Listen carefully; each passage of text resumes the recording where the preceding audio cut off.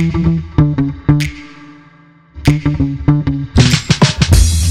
today we have Dr. Marie-Helene Pelletier, and here is why she is awesome. She is a registered psychologist and international keynote speaker focusing on leadership, workplace, mental health.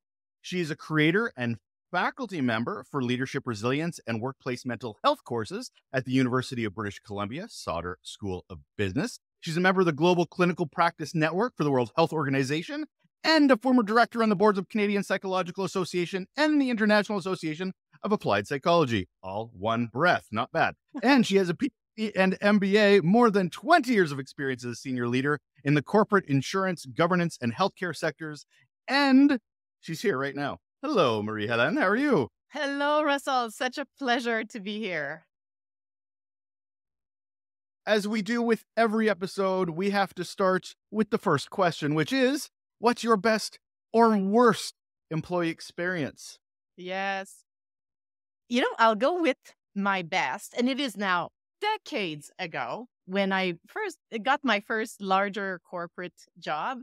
And it was with Wilson Benwell at the time, which is now Homewood Health.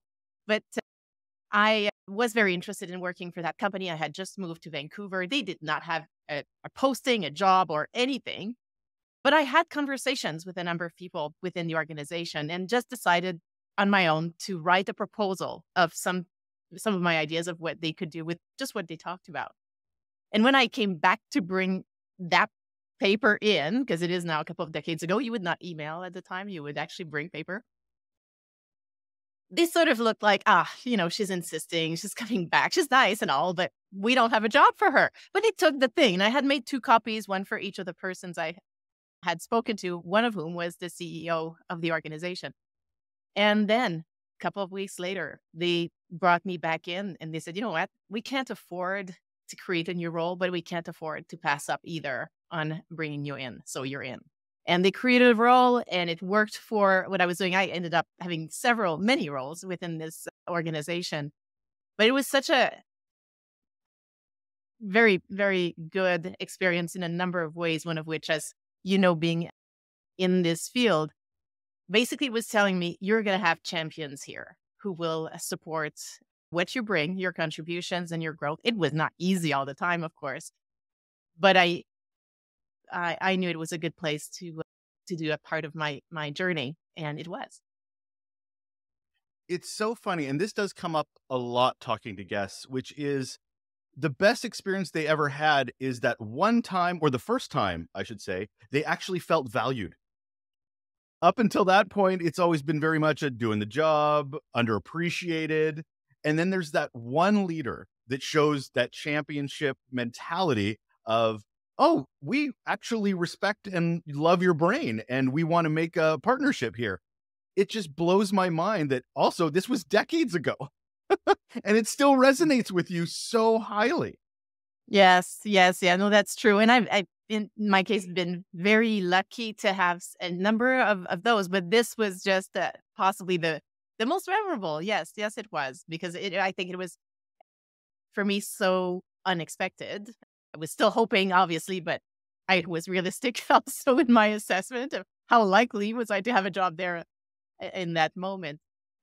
But yeah, no, they do mark people's experiences for sure. And it marked mine. Yes. And I'm still to this date in touch with a number of people from that organization, including this particular CEO.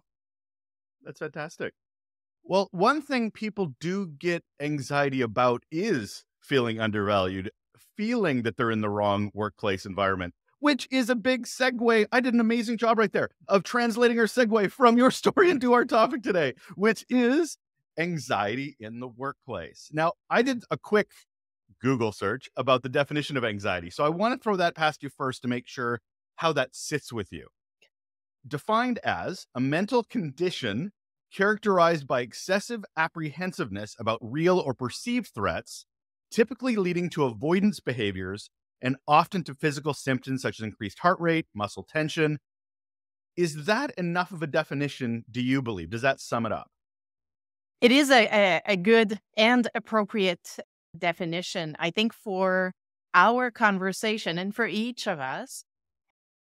what perhaps I would add is to think of it not just as a mental condition over here, and really think of it as a continuum. So that, number one, we can experience anxiety that sometimes will not have reached the technical mental condition level, like, have all of these characteristics, but sometimes we'll have some of these characteristics, and that's enough to make us feel not very comfortable. And so, and plus, the other value in thinking of it as a continuum is that we might catch it earlier and may be able to take actions earlier as well, so that it does not necessarily progress to the um, more significant levels, the higher intensity. But yeah, the definition you read sounds pretty good. How do you know it's anxiety? I mean, I've myself been in situations where I'm like, oh, I'm just unhealthy and short of breath. No, you're anxious as hell. Or others have just have compartmentalized it and just said, well, it's just part of the job. Just keep moving. So how do you know it's anxiety in your experience? I know.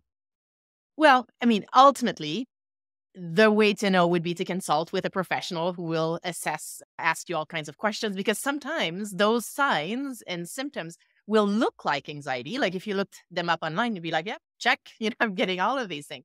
Yet, some of these signs may actually be a sign of something else. Sometimes the signs for feeling anxious or feeling depressed will be very similar. Or even sometimes some of the signs of feeling anxious will actually be as a result of a physical health condition. So it is really not just a nice thing to say. It's very true. Checking in with a professional is usually something good to consider. Because if you think of it, worst comes to worst, you'll lose like an hour of your time or something like this. And sometimes it's hard for ourselves to do our own assessment of what's going on. That being said, yes, you've listed some of the signs that we maybe could observe. And a general guideline that is helpful, I think, is you want to think about the frequency of what you're experiencing. Is this just a one time, or does it happen consistently over time? And the intensity. Is this a little bit and then goes away, or it's a lot and it stays high?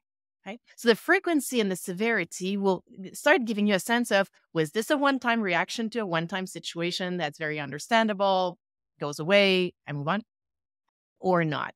And the third of three, I would say, not just I would say, we know from best practice and research, is in the technical term, is the impact on our functioning. Okay. So the degree to which it impacts what we're set to do. And that's true both in our professional life and our personal life. So if you're the kind of person who usually, I don't know, finds it relatively easy to take care of yourself, to make sure you go for a walk with your dog on your own, whatever. And then the levels of anxiety are such that you just want to stay home and do nothing. That's an impact on your functioning, even if it's personal functioning. And of course, you can imagine all the impacts on professional functioning as well. Yeah. So let's touch on that. What are the impacts in the workplace for someone that's suffering through anxiety, whether they want to admit it or not? I know.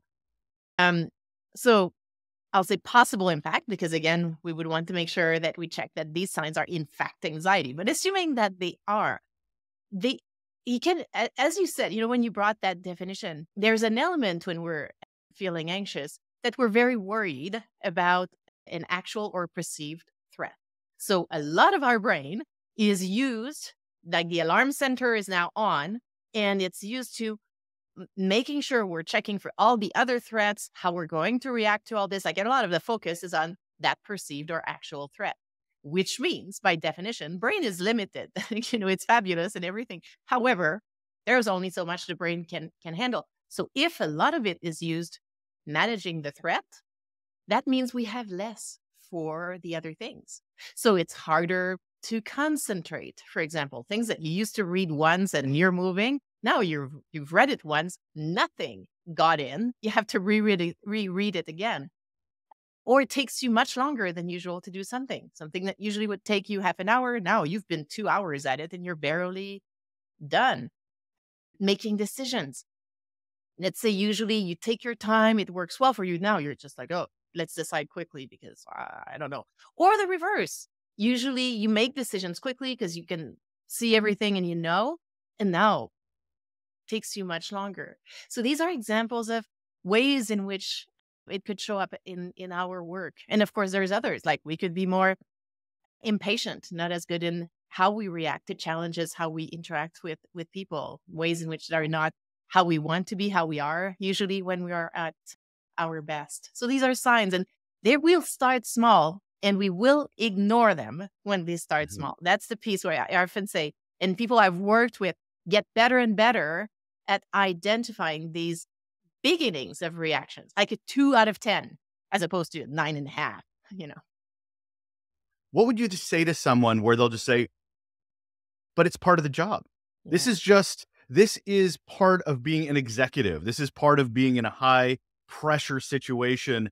I'm stronger as a leader if I can just, power through. Yes. I will say it depends. It depends. It is I think, very realistic that in some roles, we want to acknowledge that there is a fairly high level of demands, of pressures, of demands that are all coming at the same time, unexpected, large ones. In some roles, that's part of the job. That's true. Okay. That being said, what we want to be careful of is to not minimize what this is. Because if we minimize this and say, oh, that's normal, it's all part of the job, put my head down, keep working, we're at risk of not being self-aware, not paying attention to what these large demands, the impact that they're having on us here. And there in that window, like you can have all these demands and we're here being impacted. There are many things we can do to mitigate this impact. And so we don't want to just say, yes, these demands are there. It's normal. It's part of the job. Keep going. Because then we're not being self-aware. We're not paying attention to the impact, and we're not, therefore, doing anything to mitigate it. We keep going. And that means you'll eventually trend down. You're putting yourself at risk. And so that's what I would say. I would say it depends. Pay attention. Are you self-aware? Are you seeing the signs? Are you taking actions to mitigate these signs? And there's a limit to how much we can mitigate too. There will be a point at which the levels of demands here are such that they're not actually healthy. Not healthy for any human being, not healthy for you in this moment in time, given your other demands, given your experience, everything. It depends. And so we need to explore this a bit. And I do like that you say depends because there will be a lot of people at both ends of the spectrum in the hierarchical organization, from the top going, oh, it's part of the job, but also that frontline staff who Yes. feel those levels and that heightened level of anxiety, which, like, you know what, I'm just starting. I need to power through this and show my strength at work, to show my capability at work. So I need to just power through this as well. I mean, both jobs important, different levels, but anxiety impacting them. So it really, I love that you mentioned that it depends and it's not a cookie cutter to it. It's so much so. And, Russell, I have a book coming out February 6th, 2024, and it is called The Resilience Plan, a strategic approach to optimizing your work performance and mental health. And in that book, that's exactly the kinds of things I talk about, the importance, in a nutshell, of context, of how, regardless of the role we're in, we want to look at our overall context, professional and personal, to create a strategic plan, literally, to manage all the demands that we're facing and how we're responding to them so that we can create a plan that is effective and actually doable, personalized, customized for each of us. And so that is critical. In the absence of this, general cookie cutter guidelines will just, they make sense, but they wash, they roll off our back and we keep going because they don't seem to change anything. And they don't, because they're not customized. Now, you knew I was going to ask you this because we talked about this before the show, but resilience. We talked because I've previously mentioned on the show how much I hate the topic and how much it is misused. So why don't we talk about resilience when it comes to anxiety? Not only how to become resilient in the workplace, but also to set yourself up for success outside the workplace so you're better prepared. So, what is resilience against anxiety for you, and how do you start building it? Yeah. Well, a lot of most people have some degrees of resilience that for all of us will fluctuate over time in life. And in a nutshell, that's our ability to go through adversity, setbacks, sometimes all at the same time, and come out, learn from them, and come out even stronger. And so you can see how, if we go with this definition and we work on a consistent basis to do everything we can, consistent meaning every day, actually, to increase it, then it almost becomes, it serves as, in a way, a protective factor, not immunization. It's not the guaranteed protection, but it's a protective factor in the overall equation of our psychological health. And so, as we build resilience, we can talk about examples of ways to do this. It will allow each of us to bring our best to our professional and personal life. I think that sometimes the main, and I actually really like the resistance to resilience that has become a bit part of the conversation, because mostly the reason wait a second conversation has happened is because not so long ago there was part of the discourse that suggested that it was exclusively within us as individuals to build.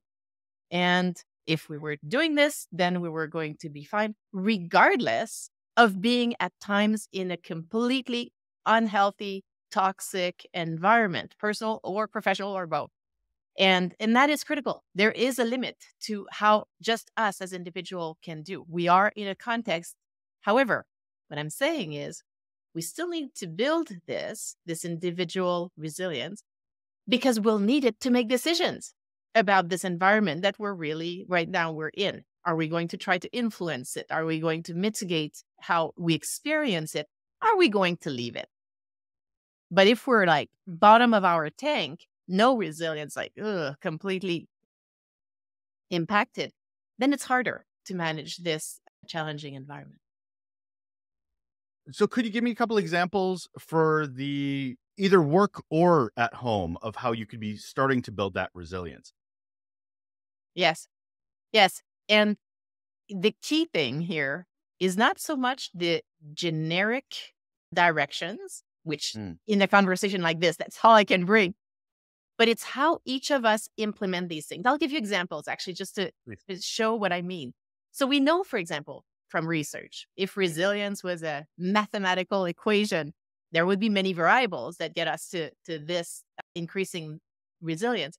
But there are four that are possibly the most predictive variables. We all know them, nothing new here. Exercise, three types: cardio, strength training, meditative type activity, nutrition, sleep, and relationships. Spending time with people we enjoy spending time with. Everyone knows about these things. It's not a mystery for anyone. And if by magic we could implement this in our daily life now, we would. And some people manage through some phases to actually do this. What we need is for each of us to look at, okay, given my current life, my current demands, if right now I'm not implementing all this on a daily basis, in which ways can I translate each of these things in actions that are so small that I actually can do this today?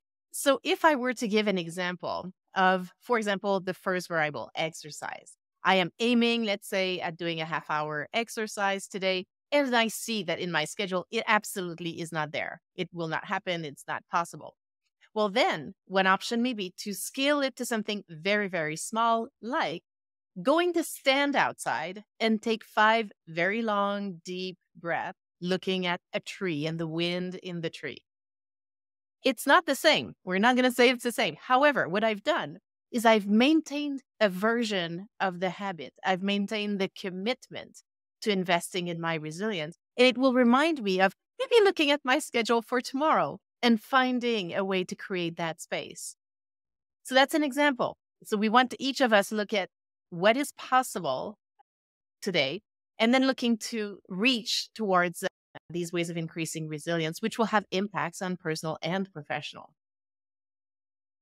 When does it get to a point where you're thinking, and you kind of touched on this, where you're thinking, I shouldn't have to be this resilient? You are doing all the things at home, you're like the healthier lifestyle, the personalization of what works for you. You show up at work every day, and it's just, why am I putting all this effort? My organization doesn't seem to care. Like you're talking about that my tank, it's on me. Why should it have to be so much? Is there a line where you're thinking, you know what, I shouldn't have to be? Sometimes when we're in a situation like this one, there is an opportunity to speak with our leader about how things are going. And I'm going to assume in this situation that you've tried that. And, unfortunately, either they do not understand or it really doesn't look like they can change anything, that kind of thing. That's often when people will use their resources, like their employee and family assistance program, for example, or consulting with someone, or just doing their own reflection on whether this is the right fit at this point. There may have been a point in which there was a very good fit. I worked with someone not too long ago that had joined the organization and worked with a certain leader. The fit was excellent. Everything was wonderful. That leader moved on to a different role. New person came in. The fit, even if it was the same job, the same company that they loved for years, actually, the whole experience was now very different. And despite their efforts to have conversation, it would not change. And so for them, it was a time to look at, okay, given that this context cannot change and that I am really not happy here, it's not the right fit for me anymore, it's time to look for something else.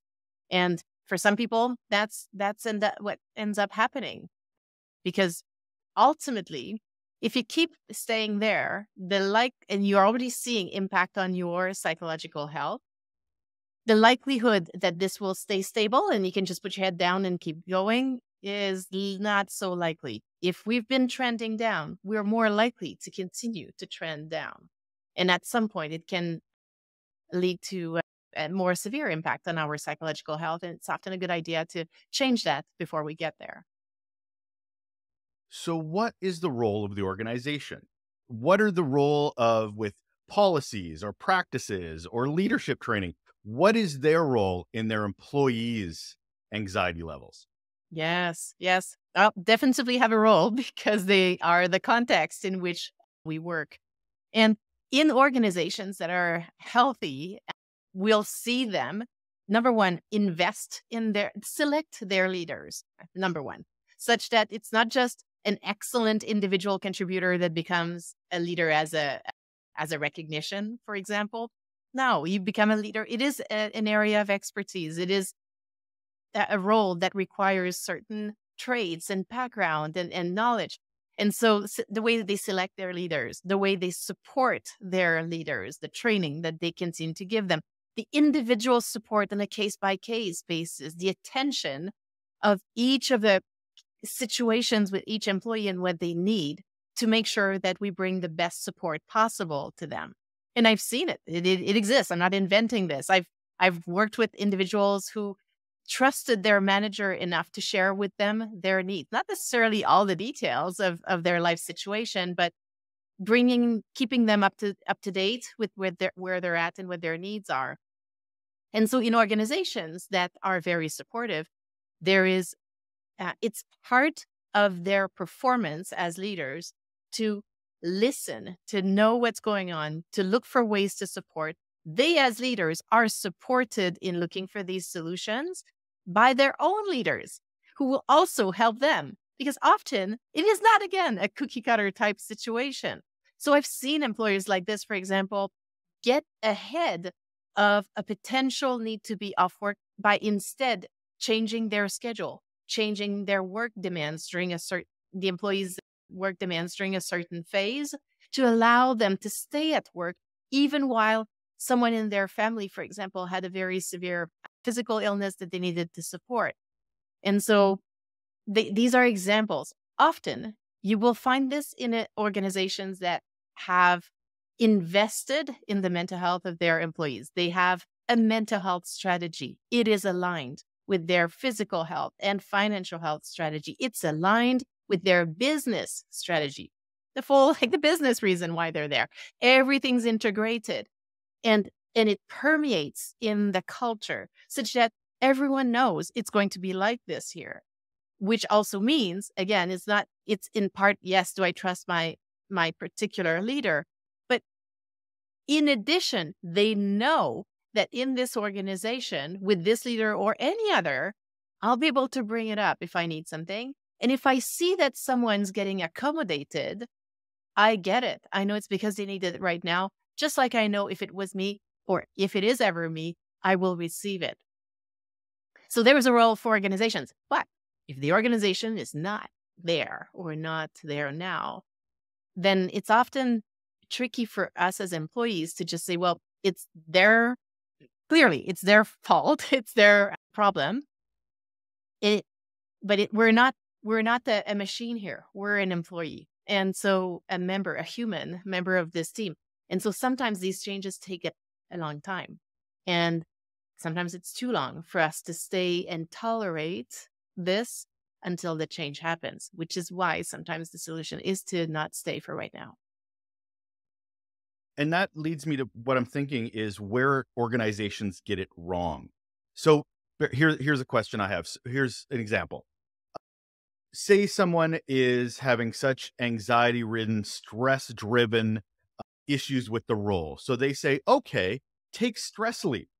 Go away for a month, 2 months, however, to get yourself together and come back. And then the organization does absolutely nothing to address the causes and the triggers that cause that stress and anxiety to begin with in the workplace. Yes. So in their mind, they're doing a great job because look, we provide stress leave. But it's a Band-Aid and a check box and not a culture shift. How else are organizations getting it wrong? Or any thoughts you have on that scenario? Yes, it's a very frequent scenario. Sometimes what will happen, so a scenario like this will tend to come in, it will not tend to come in healthy cultures that have invested in their mental health strategy, because in that kind of culture, when a leave needs to happen, there is a conversation about what can we learn from this? What did we miss? What can we change? And as the employee usually does a gradual return to work, there are conversations about how are we going to do this differently? And what do we need to learn from this? The organizations that don't see it and just see it as, oh, well, take a stress leave, come back better. And they're missing the system thinking about this. This is a system. So it's not just the employee. And sometimes it's not at all just the employee. Sometimes it's really more the organization. Sometimes it's a combination. Have we as an organization asked and listened to what people tell us about their experience? Have we proactively had conversations about workload, how people feel with it? Or are we avoiding it because we're just wanting to pile more on people and we think this is the only way to do it, which is not going to work. And sometimes as in organizations that are, I'll call it earlier on their journey, leaders see it. They see that the ways in which we think here as an organization, at some points, we're going to crack, because not only we're piling more on our team here, I'm being piled on more, me too, as a leader. So you sort of see it coming, but you feel like you have to just keep nourishing this. And it's very demanding on leaders, because most leaders are not the top leader. We're in the middle here, receiving it from here and giving it to our teams. And so this is a time sometimes to also have, as leaders, our own conversations outside of this context, whether we're using the employee assistance and family assistance program, we're using our psychological benefits, we're working with a professional and executive coach to help take a distance, take a perspective on this situation, and how can we gradually influence it? Talking about workload does not mean that nothing is going to work. It means we may help prioritize. We may help give our visibility as a leader on everything that's on their plate in terms of what could be actually put on hold for right now. When you're here and you don't have that visibility, it will look like everything is super important and all needs attention, all needs to get done. If we as a leader can proactively talk to our person and say, let's review your workload. let's see, if you were to prioritize what would absolutely have to come first, what could be possibly towards the end of the list, so that we can help them find that flexibility, find that adaptability, and receive your support. So that these are some examples of what I've seen in very healthy and on their journey organization.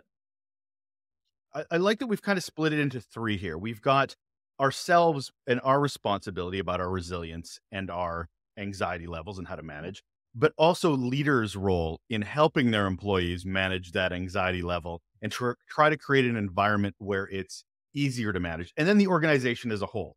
Yes. Where do boundaries fit into all of this? Yes. Well, they are important. And I'll tell you, I mean, they can come in different ways. I'll perhaps talk about I'll go with the employee experience, because as we were talking about earlier, as leaders, we're employees as well. So it will Mhm. still work as if we think of it this way. At some point, there will be more demands than we have supply for. Supply of time, supply of energy, ability to get all of these things done.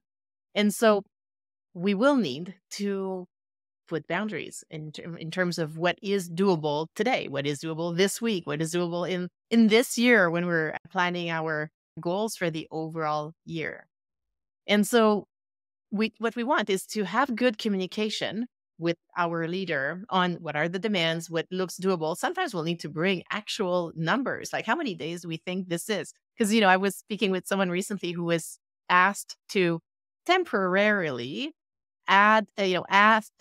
behave as a team lead in addition to their individual contributor role.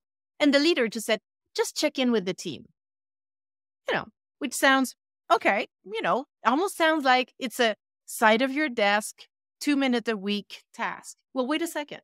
This is a team of 5 people, geographically distributed. So in order to check in, we're going to need to have a half-hour conversation. Oh, look at that. We've got 5 people, half an hour, 5 times. So now we're at 2 hours and a half. And the check-in is not going to be just check-in and moving on. It's going to be a check-in. I've now learned about some of the needs you have. I'm going to need to action some of these needs, delegate, look for support. This is now actually a full day, a week. So being realistic is important. And when we're being realistic, then it makes it even easier to maintain healthy boundaries, right? Because now, in this particular scenario, if this individual contributor, who's now also checking in as a team lead, taking these actions, and they're asked to do even more, the first reaction is recommended is to go back to their leader and say, oh, look, I now have this additional demand. We know that we want me to do the check-ins, and I have these 3 responsibilities that are mine. What else can be taken off temporarily my plate such that I can also meet this additional demand? So it's almost in some ways, if you've worked with project managers, it's almost like thinking of it as a project manager. A new task is coming in. We're not saying, okay, yes. We're saying, oh, new task is coming in. Where does it fit? What else needs to move? And that in itself, because sometimes with the boundaries, the recommendation is to just say no, find ways to say no, that kind of thing. Russell, can we ever just Mm. no? Most of the time, it's actually not a realistic option. A more realistic option is tell me more about this. Where does it fit? Let's have conversations, see what else needs to move. It's this kind of thing. And that's how we get to healthy boundaries in a collaborative way. Communication is so key. Communication is, I've looked at almost every root of a problem in the workplace, and it almost always goes back to either usually bad communication if it's a problem, and good communication if it's not a problem.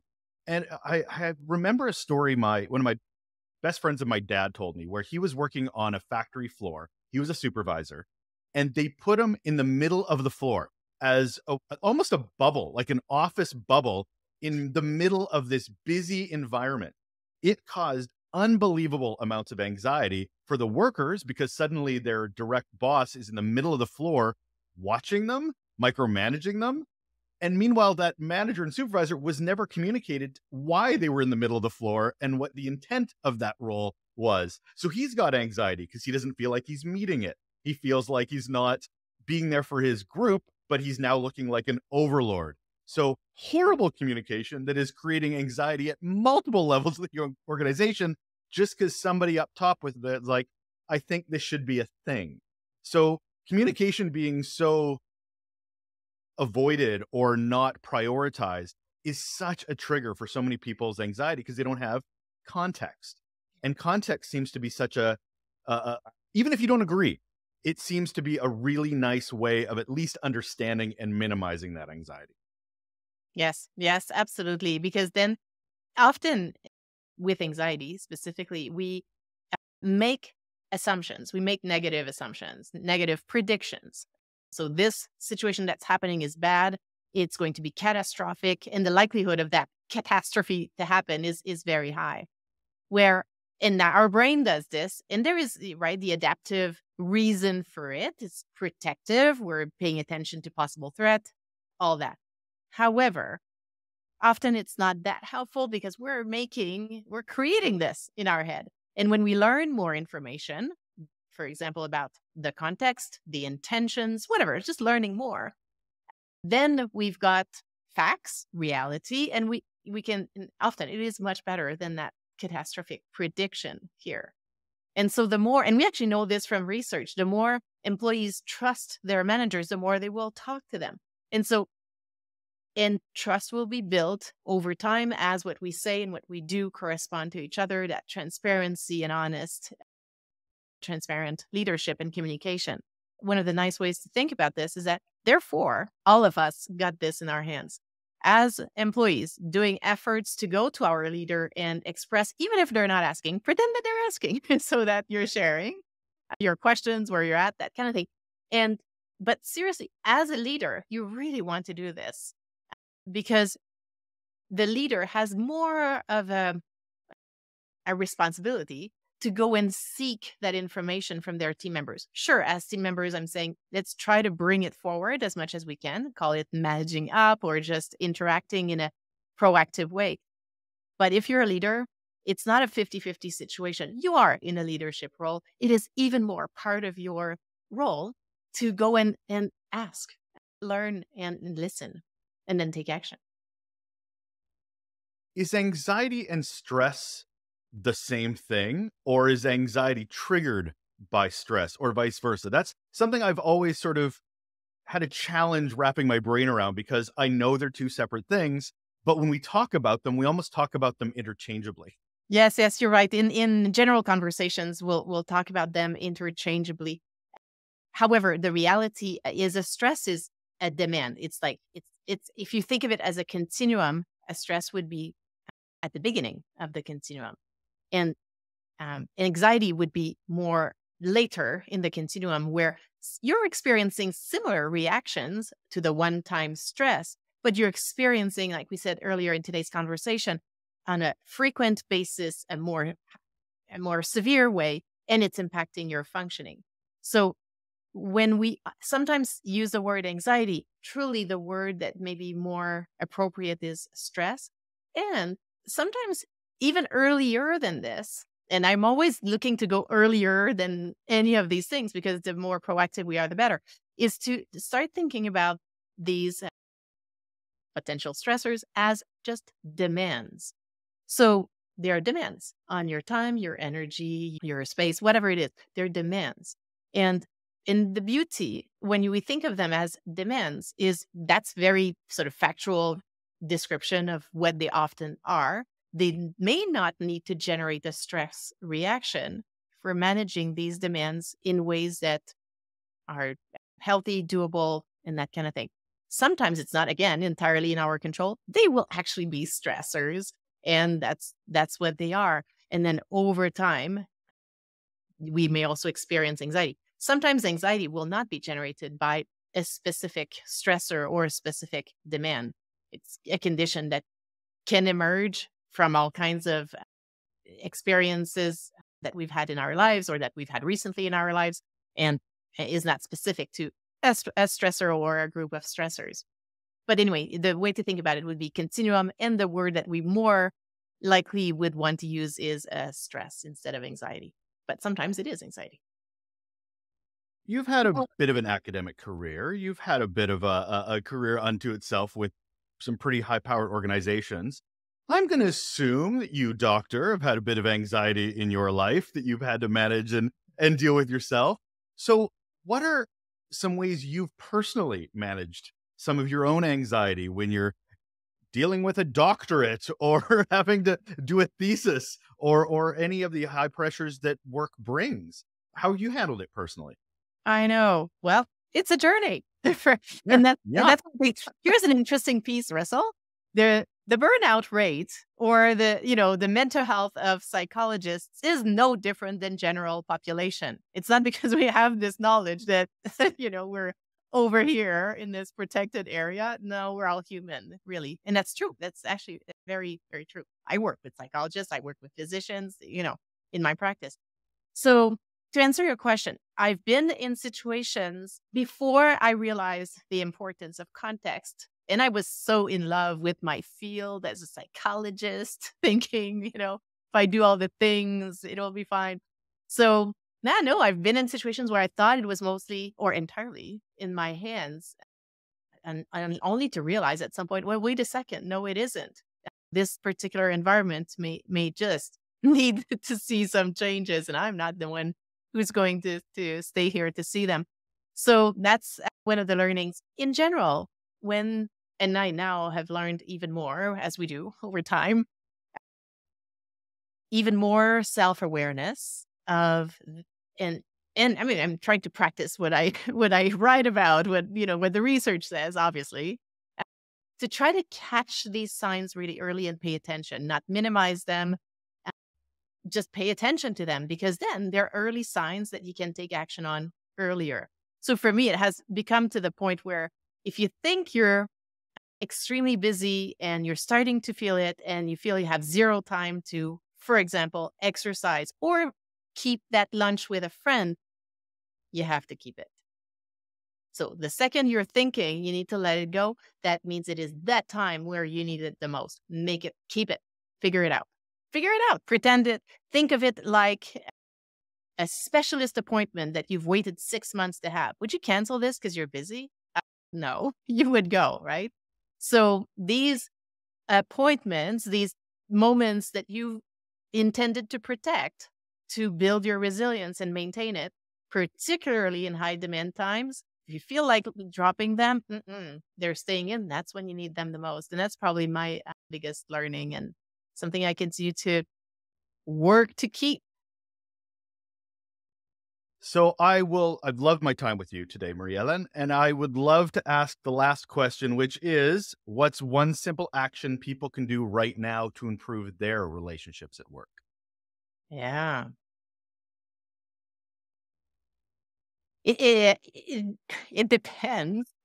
But I'm going to say the probably the biggest return on investment will be to take care of your own health and to invest today in as much as you can of a physical activity.